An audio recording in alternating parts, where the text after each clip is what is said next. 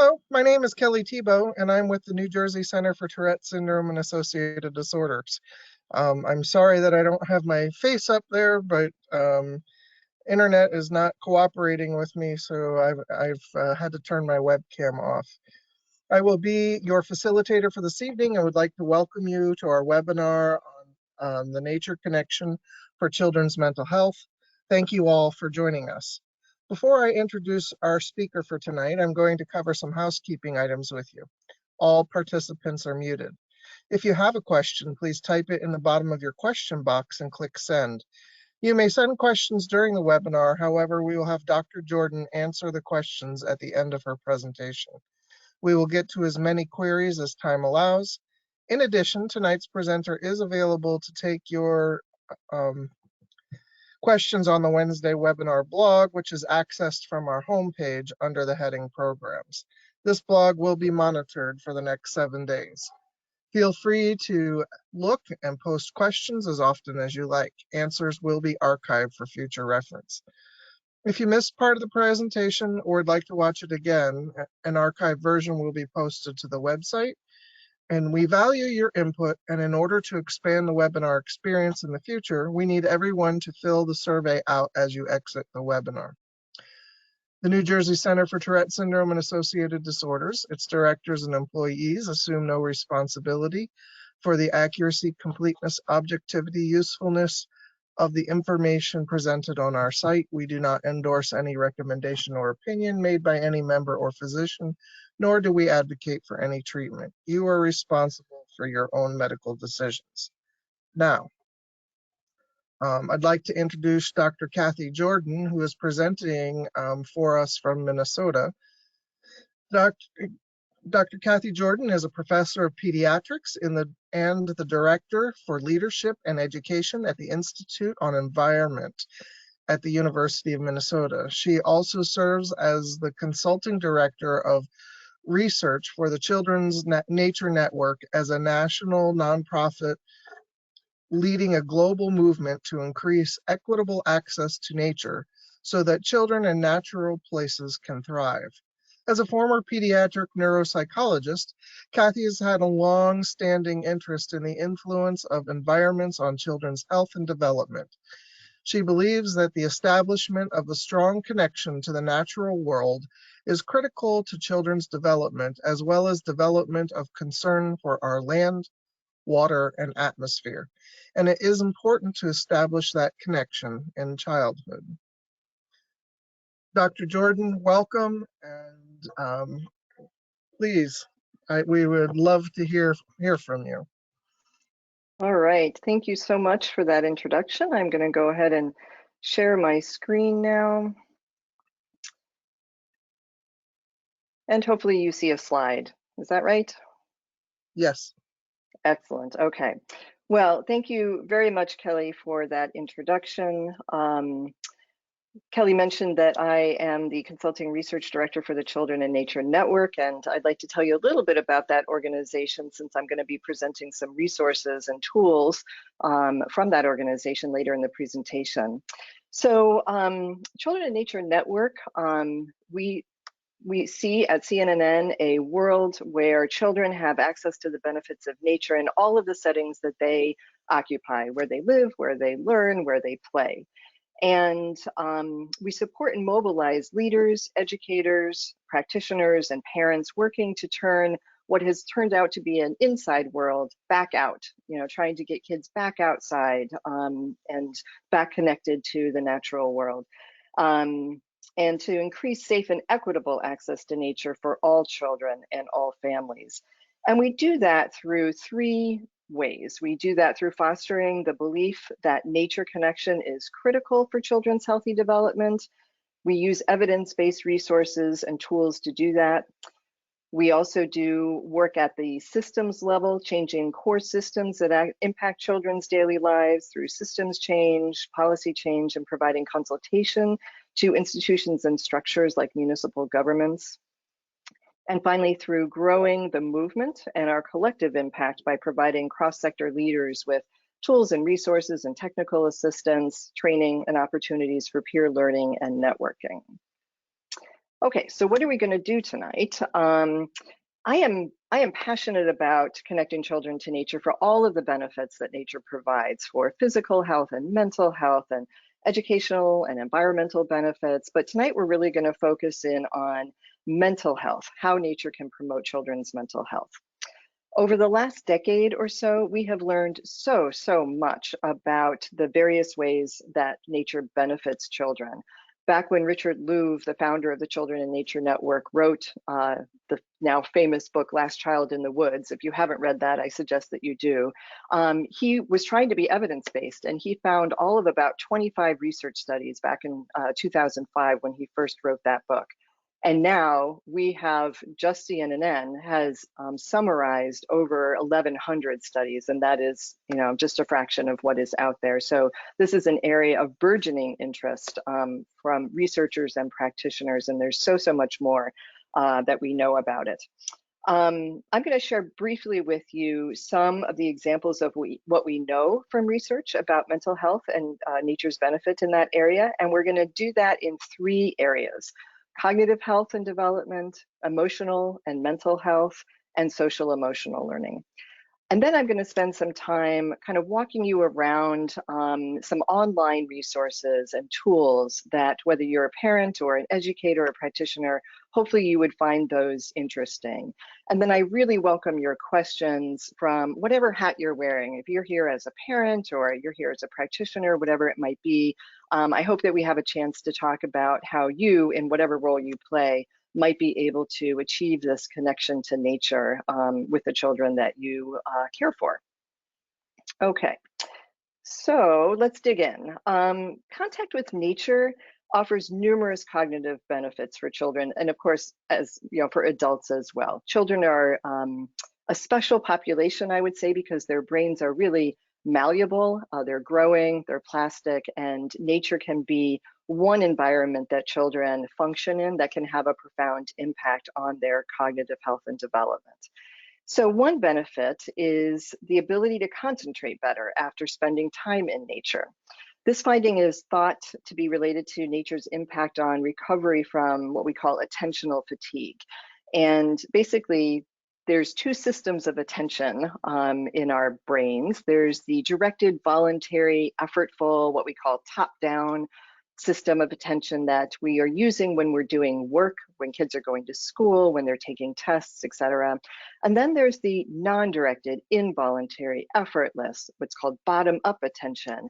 And that can be invoked through nature. It's basically, it just kind of happens. It's just kind of fascinating, and your attention just kind of drifts off effortlessly to whatever is, kind of grabbing your attention. The idea here in attention restoration theory is that in nature grabs that involuntary attention, and it basically allows that directed, effortful attention system to rest, to get respite, or to restore. So when you come back to the task, come back to work, come back into the classroom, whatever it might be, you feel replenished. That's attention restoration. So this benefit has been identified in a variety of ways in the laboratory and out in the real world. And one of the, I would say, flavors or genres of research that takes place quite a bit is this idea of comparing how kids function in a nature-based environment and how they function in either an indoor environment or in an outdoor environment, but more like an urban environment. So a nature walk versus an urban city walk might be a comparison, an experiment that researchers might do. And they typically find that the nature walk results in better attention than being indoors or on the urban walk when they're tested afterwards, after they sort of come back into a laboratory. And they might do tests like having kids repeat a series of digits backwards or count backwards by 7 or something that really requires that effortful attention. Even a 10-minute walk in nature is enough to invoke that attention restoration, but it has to be one where you're really allowing that effortless attention system to kick in, just being fascinated by the nature around you.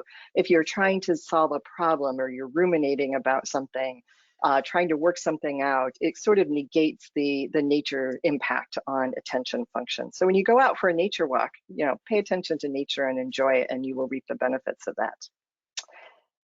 In contrast to attention, which leads to a temporary state change, there are times, when we pay attention well, and there are times when we don't pay attention and it fluctuates. Something like intelligence is more stable, but we used to think that intelligence was just something you were born with. You either, had it or you didn't have it, or you had it in various degrees, but that's kind of where you were going to be for the rest of your life. We actually know now that intelligence is malleable. It is something that can be enhanced through good nutrition, good prenatal care, good environmental stimulation as you grow up. And now we're starting to see studies that look at nature's impact on attention. So while attention is this really momentary sort of thing, intelligence is more stable but still malleable. So I'm going to show you a quick study here that looked at twins in Belgium at the ages of 7 through 15, and they found that there's a significant relationship between the greenery around where the child grew up and their overall IQ score, as well as their verbal intelligence and their more motor visual spatial intelligence, but only for those children who were living in urban areas. So that's actually kind of interesting. You see the top purple line there that is at that upward slope. That illustrates that the more green, the higher the attention was. So that's really suggesting that for urban kids who might be most in need of nature, when they do have nature around them, urban nature around their residence, they do have higher test scores at 7 through 15 years of age. That wasn't true for suburban and rural kids. So these findings are actually really relevant for policymakers, for urban planners, and these folks in their jobs, I think, have a really special opportunity to make a big difference in kids' lives by planning nature into cities in ways that can support children's cognitive development, as well as their health and their mental health more generally, as we know. Now, it's one thing to think about nature exposure supporting kids' performance on IQ tests, which, as we said, is relatively more stable than attention. But it's another to think that nature might be so powerful that it actually changes the brain's structure as it develops. But that actually can happen. In a study of school children in Barcelona, Spain, the amount of greenery around their homes over the course of their life was correlated with MRI data that basically showed like the volume of different brain structures. And basically they found that the more greenery, the bigger certain parts of the brain were, and those parts of the brain are responsible for things like attention and memory, things that we know from other types of research tend to be affected by nature. So nature really can build a better brain. So let's move on to emotional function and mental health. What we often think of as mental health, like mood, promoting a positive mood, alleviating negative mood symptoms like depression and anxiety. We're going to talk about that briefly. Definitely, nature seems to improve depressive symptoms. It seems to increase positive emotion, and it seems to help kids manage stress and decrease anxiety. The more that you get out into nature, even in your own backyard, this does not have to be like wilderness sorts of interaction with nature, the better you generally feel in your mental health. How people respond to stress is a big component of this too. For kids, school can be very taxing. It can be very stressful. Too much stress makes it hard to learn. It makes it hard to pay attention. It makes it hard to remember what you learn, and makes it hard to regurgitate, so to speak, or to show what you've learned. So what can we do to support kids' ability to cope with stress, or to make school less stressful? One way is to do more teaching outdoors, making use of nature to certainly teach about nature, ecological knowledge, but also using nature across the disciplines in an interdisciplinary sort of way. You can do nature-based learning in math and in science and in humanities. You can do it in music and art. There's a study in Norway that looked at two groups of elementary age kids. One group spent their year in classroom-based learning, as would be typical, and there was another group that spent 1 day a week outdoors in the forest. They just moved school into the forest. It was called forest school, 1 day a week. And then they looked several times a year at cortisol, which is in saliva, and it is a marker of stress activation. And the typical daily rhythm of that is that it starts high in the morning, and then you see a dip in that over the course of the day. And what they found was that the kids who were in the forest school showed that normal drop in their cortisol level over the course of the day. And the kids who were in the control group, the one on the left here, that red line or green line is sort of flat compared to the intervention group on the right. So really that forest environment was a really healthy, non-stressful place to learn, and less stress might be equated with, better ability to pay attention, better ability to reproduce knowledge, etc.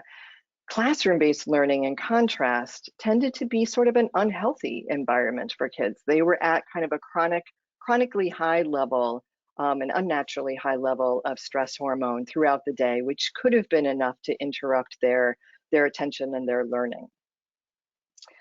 Okay, so finally, let's talk a little bit about social emotional learning, or what is sometimes called SEL. So what is SEL? SEL is the process through which children and adults acquire and effectively apply knowledge, attitudes, and skills necessary to understand and manage emotions, set and achieve positive goals, feel and show empathy for others, establish and maintain positive relationships, and make responsible decisions. So what you can see here is that there are aspects of this that are about self-knowledge and self-regulation. There's aspects that are about understanding and interacting well with others. And then there are aspects that are more cognitive. They are about making sound decisions, problem solving, things like that. We work on developing our social emotional skills throughout our life, but of course, especially during childhood and adolescence. And so SEL can be promoted in a variety of settings, but nature really is a special and unique place where social emotional learning can happen particularly well. I have my own, personal experience with this that certainly for me validated all this research that we have been finding. When my own children were in elementary school, their school had a practice of sending their children as 8th graders for a final week to a YMCA camp in northern Minnesota called Camp Manojan. And they would go out on, sort of a week-long canoe trip, basically, without their teachers. They just had one guide with them, and they were roughing it. It was sort of a big deal.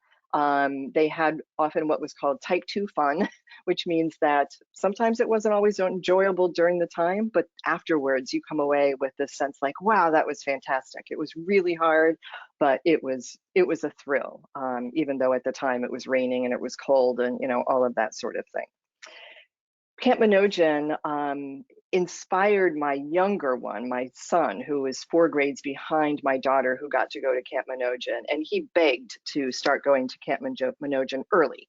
So we started sending him to the progression, which is, start short, start small, start in camp just with, a week, and then you start going out on trips of a week, 11 days or 14 days, and graduate all the way to the long trip, which is being out for like 50 days or something like that. And he did this whole progression from the time that he was in elementary school until he was 16. And he started out doing canoeing, and he ended up doing backpacking, because at one point he said to his counselor, I actually like the portaging better than the canoeing. And they said, we have a trip for you, and it's called backpacking. So he switched to backpacking. And this was, I think, probably the set of experiences that define who he is as a young man now. He went to Alaska, the Brooks Range, and backpacked with a set of 3 other guys for 55 days. And it was definitely type 2 fun. It was cold, it was windy, it was incredibly buggy, it was rough terrain. They got injured, mildly a couple of times. They realized that they underpacked calories and they had to figure out how to ration their food. They also, I would say, had immense opportunities through the challenges that that natural environment afforded them, as well as the social situation that they were in, day in, day out, 24 hours a day with the same set of 4 guys. There was conflicts they needed to solve. There was problem solving to do, like what do we do about the fact that we're under by a third of our calories for lunch, that sort of thing. They needed to figure out how to lead, how to follow, how to cooperate, how to communicate, how to maintain hope, how to be resilient in the case of, in stressful times, things like that. And he came home after every one of these trips, but especially after this last one to Alaska, just a really different person. He was simply more mature. He was more self-possessed. He was more independent. He was more sensitive to others' needs. He was more communicative. He was better able to negotiate family dynamics. He had been having to negotiate interpersonal dynamics for a couple of months on this trip, and that generalized to his communication within our family. And he really came away feeling like, I did something really pretty amazing, and it makes me feel very competent and confident, and I feel like I could do anything. And he put that to a test a couple of years later. After he graduated from high school, he decided to take a gap year before going on to college, and he traveled to something like 10 countries in 11 months in Asia and Africa, in Eastern Europe, and in the Middle East. And he traveled alone. He immersed himself in cultures where he didn't speak the language, and everything was obviously extremely foreign. He managed to get through a typhoon. He had a major injury that he needed to deal with. He never lost confidence that he had the skills to do this, and that I really believe that that gave him a sense of self-concept, identity, sense of self-efficacy that he would not have had if he had not done that trip, and he would not have done that trip if he had not had these outdoor experiences that really built his social emotional skills. So these are kind of extreme examples. You don't need to go on a hike for 55 days in the wilderness or backcountry travel abroad to see the benefits of the developmental gains and the social emotional skills that develop from nature exposure. This can happen through school programs. It can happen through, out of school time programming, sort of regular summer camps, family camping trips, things like that. The key is, I think, though, that it's a developmentally appropriate, challenging, and slightly risky in an appropriate sort of way environment. Sometimes this is called challenge by choice. You signed up for this, you wanted, to challenge yourself, you wanted to sort of test your mettle. And of course, that looks different at different ages. And I think it's most effective if you do sort of scaffold it up, like this progression at Camp Manojan, going from a few days in camp, sleeping in a cabin for the first time, to hiking in the mountains for 6 weeks.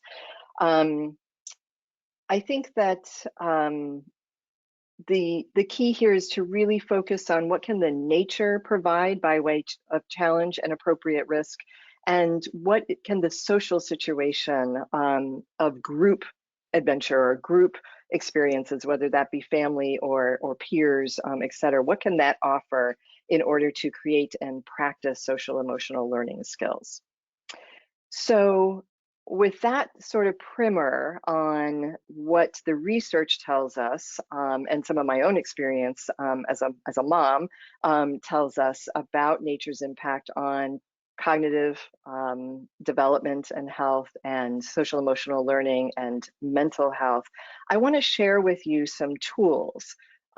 Here's where I'm going to attempt to navigate to a different website. So hold on for just a second here. Okay, I want to share with you a resource from Green Schoolyards. You can see the logo up here, Green Schoolyards America. It's greenschoolyardsamerica.org. They are taking a particular emphasis right now on COVID-19 outdoor learning, but they also have the National Outdoor Learning Library. If you are with us today as an educator, I would say that this is a great website to come to. They have what they call chapters, lots of different resources, guidance around health. They have case studies of how to make this work. What does it look like to do this in your educational environment? How do you change your spaces to create outdoor spaces that are appropriate for nature-based learning? They have policy guidance. They have ways of, seeking funds, to pay for, this kind of programming or changing the outdoor environment. So I really encourage you to check this out if you are a teacher or an educator of any kind. And if you are at all thinking about outdoor learning as potentially a way to return to school out in person in the fall, their resources around their COVID-19 outdoor learning initiative is also a great resource to check out. There are lots, in the past year, we've learned so much about how to do outdoor learning well, meaning both safely in a pandemic, as well as how to do it in ways that support kids learning academically. And part of that is also through supporting their mental health, because as we made the point earlier, supporting mental health actually is an academic strategy. Good mental health supports good learning. So I strongly I would strongly advise you to consider thinking about how you can do more outdoor learning in the fall as a way of returning to school in person, treating the whole child and their health and development as primary, not just trying to make up for perhaps lost ground in achievement. Now I want to switch over and show you some of the resources available through the Children in Nature Network. So Children in Nature Network focuses on youth and families, schools, and cities. And each of these tabs has a variety of resources available that you could dig into. So I'll just show you some things about schools, and maybe I'll look at some with families. Maybe I'll show you some with youth as well. We've got a few minutes. So sorry about that. There are resources about greening schoolyards. So the physical environment, how might you redo your schoolyard to create more learning and playing opportunities outdoors? There's a great animated video, which I will not show you, but it's great to sort of point out what you can do and what the benefits are. One of the things that I think is really important thinking at the systems level, remember Children in Nature Network also works at the systems and the policy level, is to think about how whole districts or whole cities can create equitable access to nature through greening schoolyards and making those schoolyards open to the community so that everyone has access within a 10-minute walk to a green space. That is a national goal, essentially, for the Children in Nature Network and for the Green Schoolyards movement. So if this piques your interest, I would encourage you to find resources here about greening the schoolyard and equitable access to nature. There are also resources about taking learning outdoors. Again, another cool video that you can watch.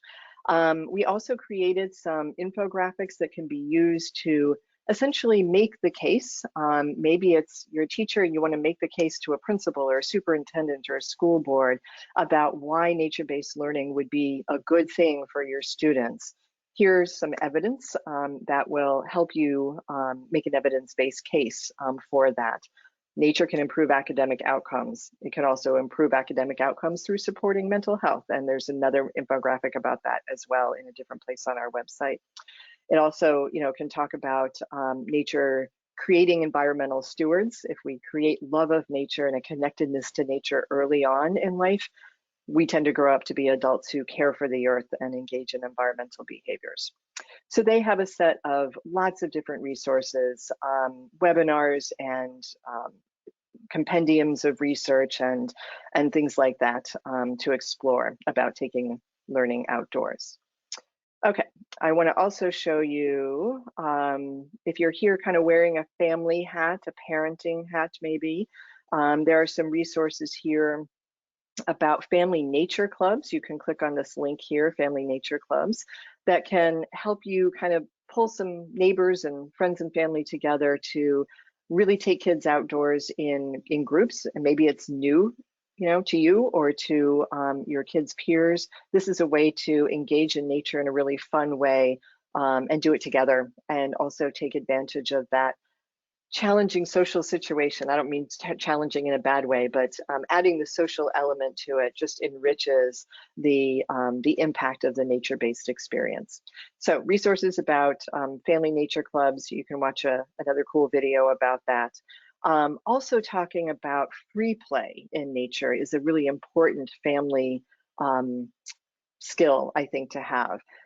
It's important to be with kids enjoying nature together, but not being overly directive in their play, participating with them, but letting them sort of take the reins and guide that play themselves, or giving them some time, not completely unsupervised, depending on how old they are, but giving them some time to really do their own free play. That is when a lot of the creativity really shows up, the problem solving really shows up, because kids are really sort of figuring out for themselves, what can I do in this situation? How can I make this fun? And how can I solve this problem? So think about also, if you are a program provider for family programming, there are a set of tools here for family program providers. And then finally, I'll show you the resources available for youth development folks. So these are folks that might work in YMCAs or Boys and Girls Clubs, or similar sorts of things. We've been doing a lot of work about really helping youth development organizations pull nature into their programming in ways that allow them to achieve youth development outcomes even more impactfully than they otherwise would. And so there are lots of resources here to learn about youth leadership development through Children in Nature Network's Natural Leaders program. There are, I'm going to actually flip over and show you some cool online resources in the resources hub here that are also organized by things like youth, families, schools, etc. I'm going to go to youth here.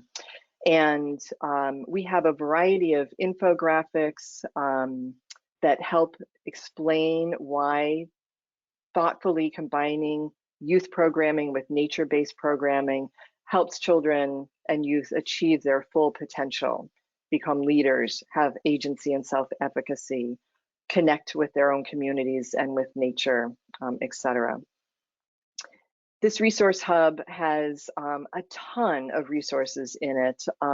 Just diving into the youth one will take you, hours essentially to see what all is there. But there are also resources for schools, resources for families, resources about equity and inclusion.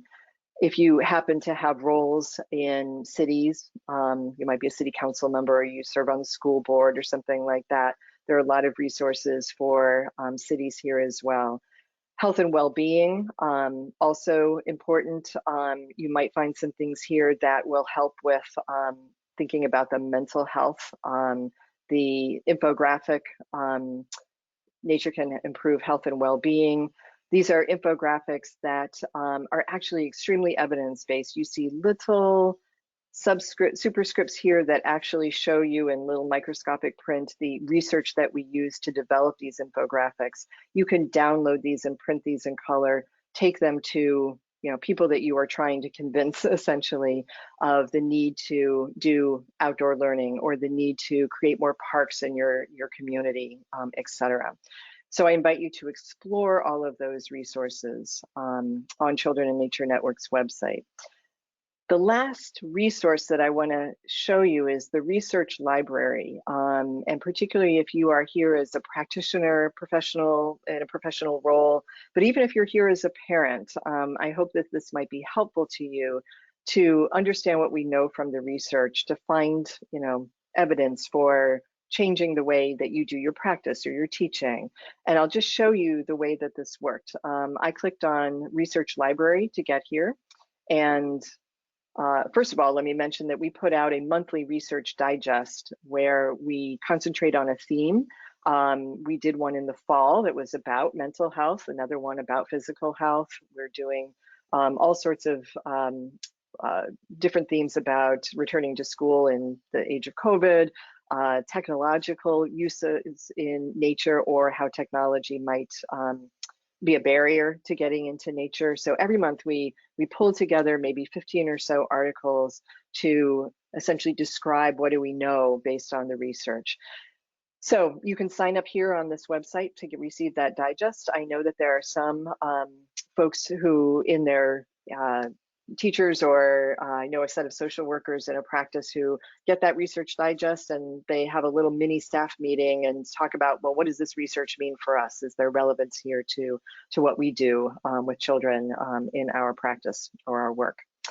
But you can also come to the research library and say, hey, I'm really interested in how nature supports early childhood, let's just say executive function. So you can come here and you can say, I'm interested in toddlers, or let's just say early childhood, and I'm interested in how, let's say, nature preschool supports, I'm going to say,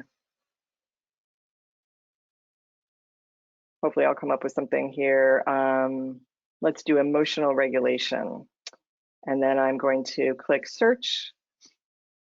And this is going to hopefully give us a set of articles that, for that specific set of search criteria, we have 4 summaries of research in our database. You click on one of these and it provides for you about a 500-word summary, which is about 2 to 3 times longer than what it would be summarized in the abstract of a research study, and should be a place where you can get almost everything you need to know about a study without having to actually access the study itself. But if you wanted to access the study itself, we do provide the reference, and if it is open access, you can click on the DOI here. It'll take you to the study itself or to the journal's website. Unfortunately, we can't help it if you are behind a paywall, but we provide access to the article itself if it is open access.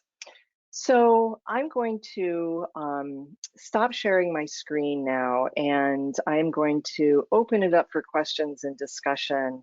And I really hope that we get a chance to do a little bit of, I know it's not a conversation per se because you are asking questions in your question function, but I do want to make sure to address some of the things that you are particularly interested in. So I tried to save lots of room for the end to address your specific issues and the roles that you are playing.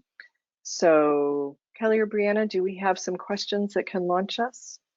Sure. So what types of activities would you recommend for children to connect with nature?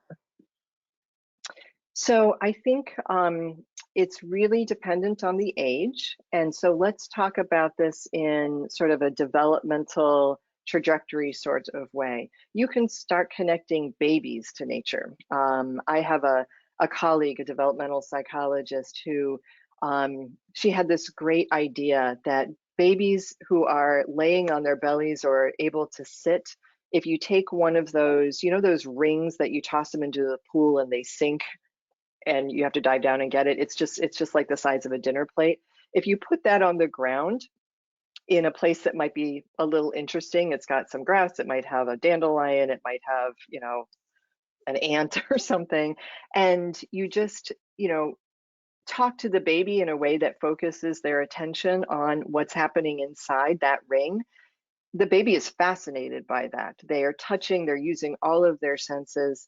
They might try to put something in their mouth. You might have to watch out for that, but that is their universe. And directing their attention to that which is immediately in front of them can really spur cognitive development. It can stimulate all the senses, and it can create a sense of wonder. Even just picking blades of grass, as an infant, is connecting kids to nature in a way, because they are having a little bit of an awe and fascination experience, and that's really what underlies connecting kids to nature. As kids get older, of course, their spheres increase. It becomes their backyard.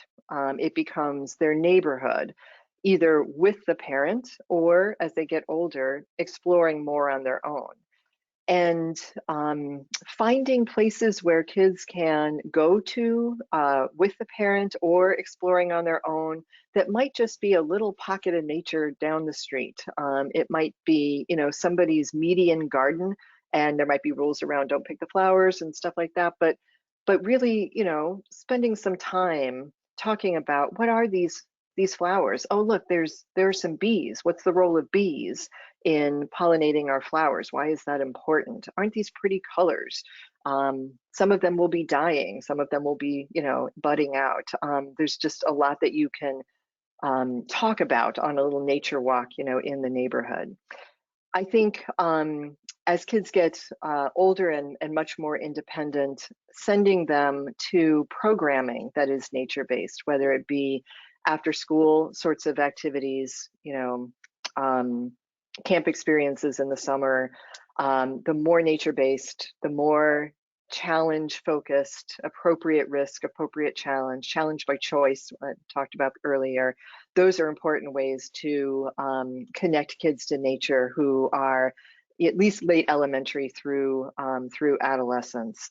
Even when it's uncomfortable, kids are getting connected to nature in that type 2 fun sort of way. As I mentioned, my son's trip was uncomfortable, buggy, cold, windy, sometimes miserable. They were hungry, but it was, in hindsight, God, the best thing I ever did, kind of thing. So think about it, developmentally. Think about the role of you as a parent in supporting the child connecting to nature, starting small, bigger and bigger, and eventually more and more independent. And you might also think about your choices in choosing a school. How does that school think about exposure to nature? Do they integrate nature-based learning into their curriculum? Do they think of it, unfortunately, only as a luxury, that we only do that when we have time or if the kids are being good? I think it's really important to look for schools where they understand nature as a tool, a co-teacher across the academic disciplines, and as a way to support the whole child's development. So those are a few ideas that sort of span the parent role at various ages. Can you give some more examples of incorporating nature-based learning into different academic classes, like at the middle school level? Sure. I'll use an example from my own children's middle school. They had a practice of every month, all year round, didn't matter what the weather was, the entire middle school would go to what's called Crosby Farm, which is a park along the Mississippi River. It is floodplain and has some other oak savanna, some other biomes. And it's also right at the confluence of the Mississippi River and the Minnesota River. This is an incredibly rich geographic area and a really ripe educational tool for all sorts of different subject matter. So I'll just tell you some stories. At the beginning of the year, they would all go to their Crosby Farm outing. They would each be assigned a 10-foot by 10-foot plot. That plot might have elevation to it. It might be on a slope, it might not. It might also perhaps be not quite square. Maybe it was, parallelogram or something like that. They would use that opportunity to teach geometry. They would use survey instruments. They would calculate the area, either the side by side, but sometimes the kids were also calculating essentially a three-dimensional, a volume because of the slope. They would do things like plot out a piece of that, count the deer scat, the poop in that area, and extrapolate to what does that mean for the population of deer in this particular area. So they were diving into science and sort of the natural resources and epidemiology of the wildlife at Crosby Farm. They would spend time at the confluence of those two rivers, and they would take samples of water. And the Minnesota River is a totally different water sample than the Mississippi River. The Mississippi River turbidity, it's kind of like how cloudy it is. It will look clear. The Minnesota River is very cloudy, and that tells a story about what's happening upstream. Agriculture is along the Minnesota River in a way that brings fertilizer and sort of an overly nutrient-rich set of debris into the Minnesota River, and it clouds up. It creates a lot of sediment, and you can see it from an airplane. It's like brown meets blue, and it's like it comes together in this very striking way in an aerial photograph or from an airplane. And so the science teacher will, talk about, what is turbidity? How do you do, water sampling? What else can we learn from these water samples? What kind of organisms are in here? Is one a more biodiverse, more, rich environment for biodiversity than the other one? The humanities teacher would then come into that and talk about what else do we know about this spot at the confluence, as well as what happens upstream. There's industry, there's agriculture that tells a story about how Minnesota was settled and what happened where in the state. The confluence itself is a sacred site of the Dakota Indian tribes, and lots of interesting stuff happened here, good and bad, at the confluence. It was a site of a rebellion. It was a site of Fort Snelling, where Indians were essentially held against their will. But it also is a story of amazing Native American practices. This is where Native American women would come to give birth because it was a sacred place. There's just an incredibly rich cultural history there that is the story of settling Minnesota and has current day implications for our relationships with the Native American communities, social justice, environmental justice. There's things you can talk about climate change. You can bring almost anything into this story of the confluence of the Minnesota and the Mississippi River. Art would also be done in ways that were culturally relevant or were about the spot, that, something about the story that they were learning, either the scientific story or the cultural story that they were learning about Crosby Farm or about the confluence of the two rivers. They would do art with nature. They would do Andrew Goldworthy, art structures, that kind of thing. They would use snow and ice out on the river to build sculptures and patterns in the snow and ice. And that they would have a spot that they would sit and journal and read nature-based literature or whatever the theme was, for that day. So it was this really amazing experience of, all the teachers coming together to create an interdisciplinary, across the academic disciplines sort of experience for these middle schoolers. But you can even extend that downward. The younger kids could do that too, just in a little bit different ways. And I'm happy to give more details about ideas at younger ages if that's helpful. I'm not sure who asked the question and what hat you're wearing and what your specific interest is. Wow, you give a lot in that. I'm going to tell You can tell you, I'm really passionate about this, and I could talk about this for a long time. it also reminds me that I was very lucky in the school and the area where I grew up, where nature was simply just a part of everything that we did. right down to Arbor Day, where we would plant a new tree every year, and you could see Mhm. the trees growing in the schoolyard, as you know, from the beginning. Yeah. So what do you observe in children playing in nature that says something about their emotional state at the time? Hmm. That's a great, boy, that is a great question. So I think when we talk about those state changes, we're talking about activation, like are you stressed or are you relaxed? And we're also talking about focus. Are you engaged in something or are you distracted and kind of disconnected from the world? And I think what we see with kids who are really engaging in a nature-based experience, their attention is engaged, their emotions are engaged, they are sometimes in what's called flow, a state of really just being absorbed. They don't even have to try to focus. They are just really, sort of zeroed in on that and enjoying what they do. Time just passes without them even knowing it. They may even have trouble um, knowing when they're supposed to, move on to a different task, or they're surprised when it's time to go back inside. What, we just got here, but in fact they were, so engaged in what they were doing. A half hour, 45 minutes went by.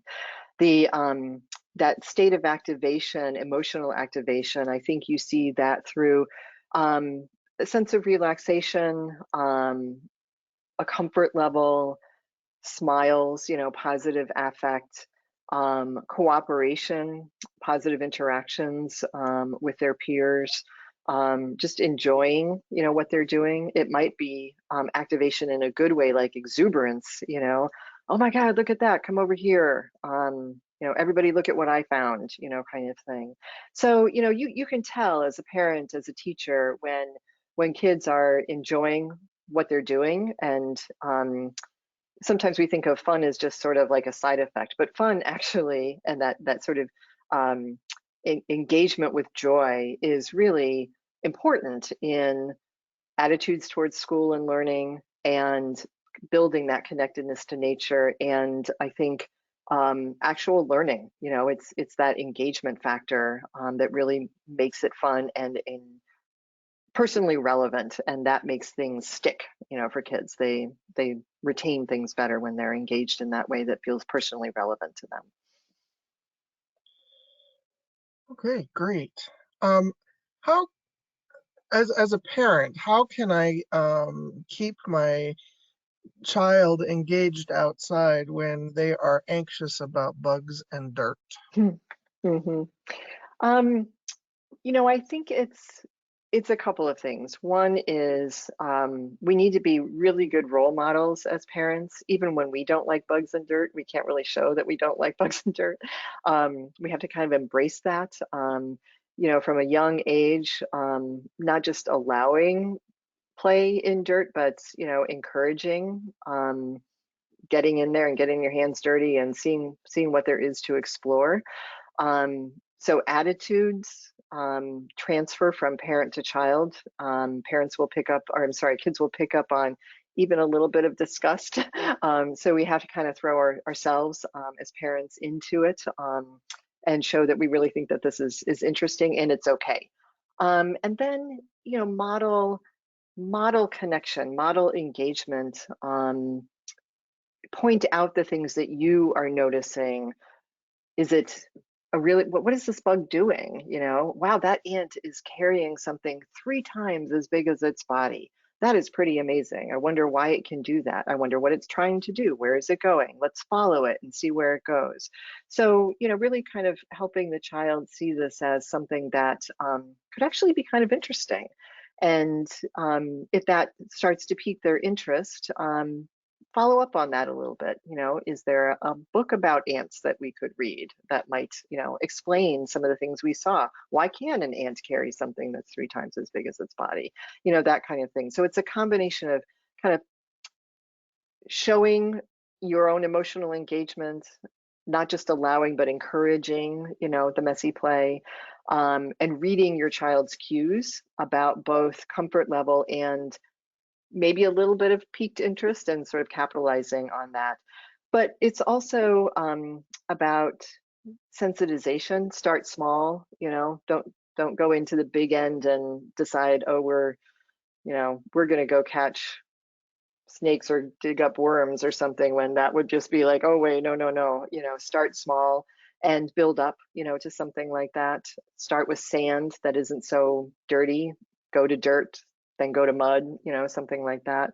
And then read when your child has just had enough. It's better to leave them curious or even wanting a little bit more than to reach a point where they're like, okay, now this is, I'm done and this is no longer fun anymore. They're not going to want to go back out and do it again next time. So try to get out 10 minutes before the meltdown as opposed to 10 minutes after the meltdown. That was always my rule as a parent.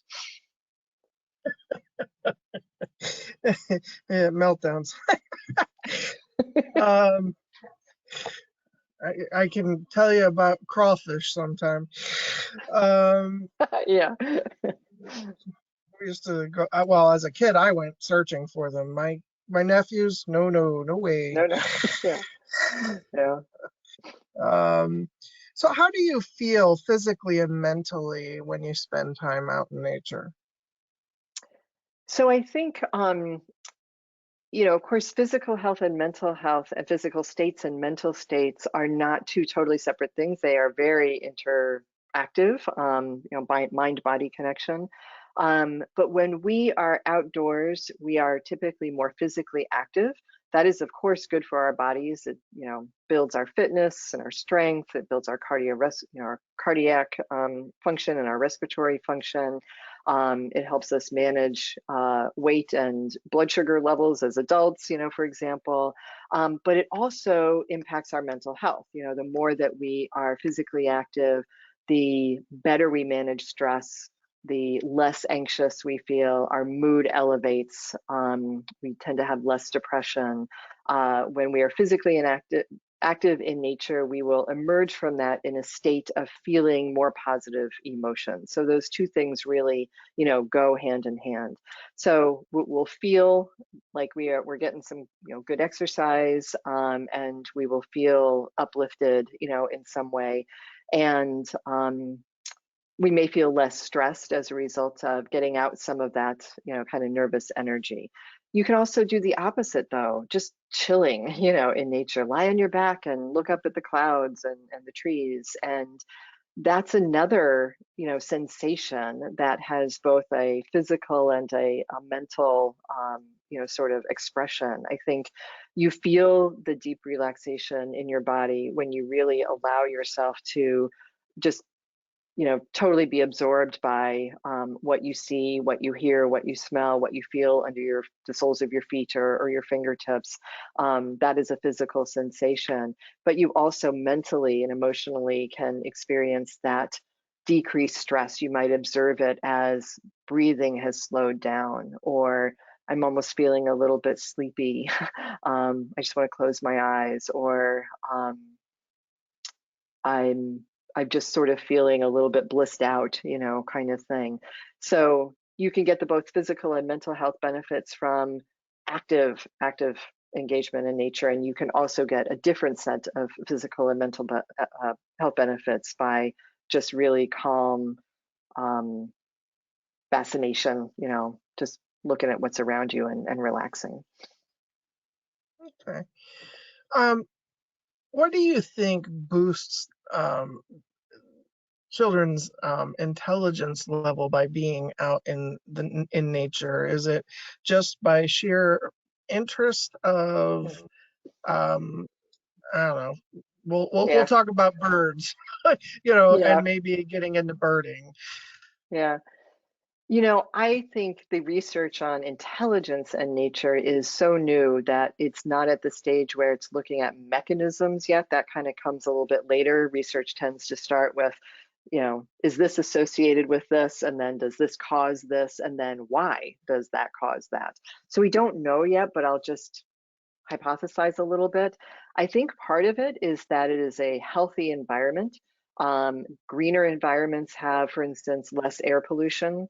air pollution does contribute to both physical health, mental health, and overall, healthy development, including brain function.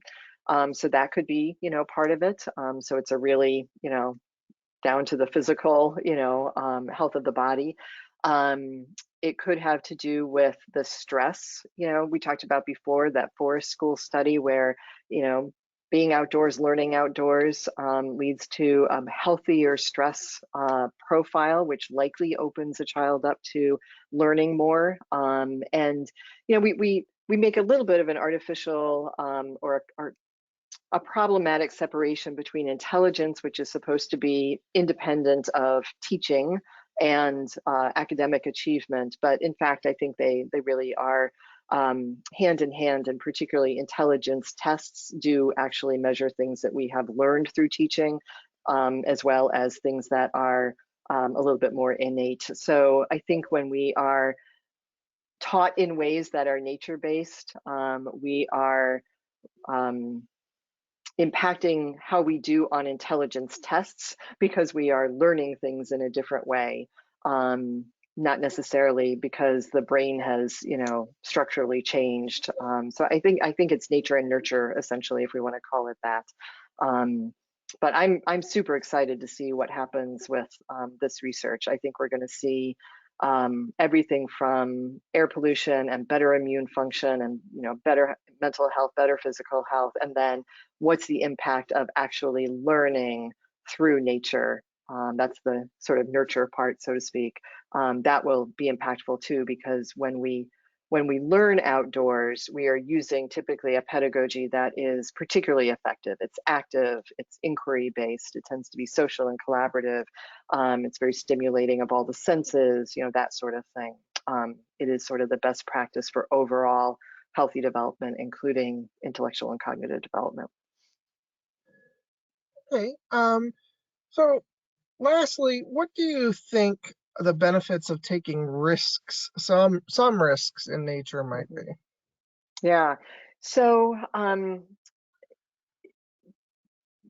taking risks can happen at any age. Maybe it's the preschooler who is trying to figure out, can I use these stepping stones to get across this little stream? Maybe it's a set of middle school kids figuring out, how high can we climb in this tree? Maybe it's the teenagers on a wilderness adventure trip figuring out, how are we going to cross, this river, kind of thing. In any case, it challenges you to think about, what do I know about myself? What can I do? What shouldn't I do? I'm going to slow myself down and think this through. If I think I can do it, but I'm a little bit scared, how can I take a little step, see if that works out, then take the next step, see if that works out. If I fail, what did I learn from that? I learned maybe how to do it better next time. I might have learned, whoa, that's my limit. I learned something about what I can and can't do. That's super important. It's about that sense of achievement and self-efficacy, having confidence in your skills. So it's that kind of test your mettle, kind of adage, and all of the benefits that come from just pushing yourself a little bit to see what you can and can't do and what you learn from that. And so reflecting on those experiences of success and failure, so to speak, in challenge situations or risk situations is part of the reason why challenge or risk is particularly effective. Making sense of it and incorporating it into your understanding of yourself really sort of brings it home, brings the lessons home. Wow.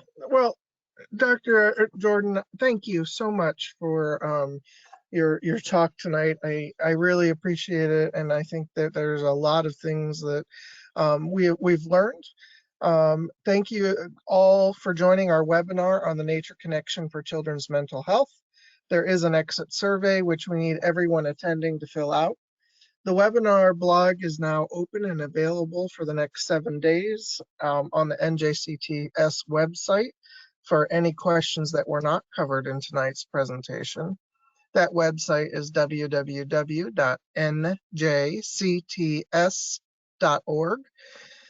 And also an archived recording of tonight's webinar will be posted to our website. The next webinar will not be until August 18th, and it'll be on the trauma-informed classroom. This will be presented by Dr. Bobby Downs. Also, I'd encourage you to register for our next family support group, which is scheduled for Monday, June 7th at 3 o'clock, entitled Trichotillomania, What is it and how is it treated? With Dr. Anna Urbaniak. This ends tonight's webinar. Thank you, Dr. Jordan, for your Thank presentation, and you. thank you everyone for attending. Good night.